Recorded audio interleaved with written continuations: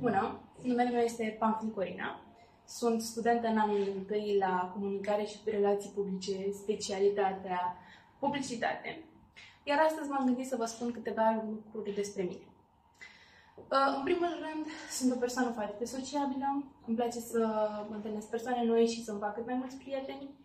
Îmi place să fiu deschisă cu fiecare om în parte și, de ce nu, să înțeleg fiecare om în parte. Îmi place să învăț de la oamenii din jurul meu, să acumulez cât mai multe informații de la ei pentru a evolua. În al doilea rând, îmi place foarte mult să fac voluntariat.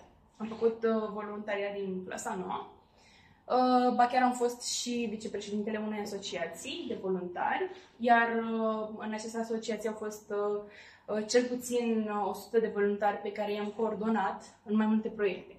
Proiectele s-au bazat pe mai multe lucruri. Am făcut chiar și proiecte legate de meditații, spre exemplu, elevii din județul meu, adică din județul Buzău, care nu înțelegeau matematica, româna, geografia la orele cu profesorii, înțelegeau mai bine de la noi, pentru că noi făceam aceste cursuri ca pe un fel de meditație.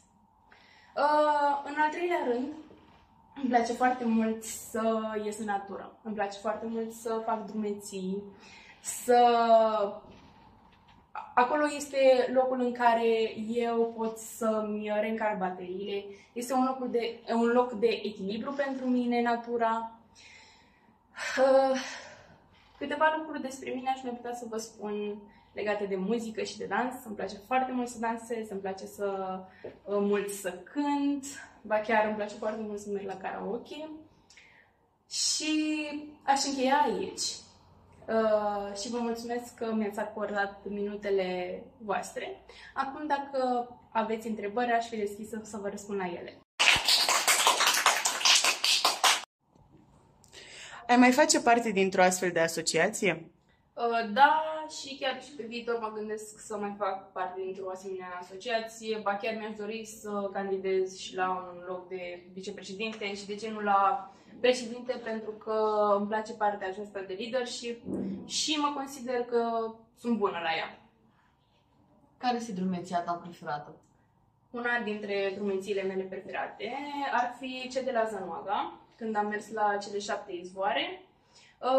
Acolo m-am echilibrat cu sinele meu și, dacă vreți, vă pot spune și o anumită întâmplare ce s-a întâmplat acolo. Vrem!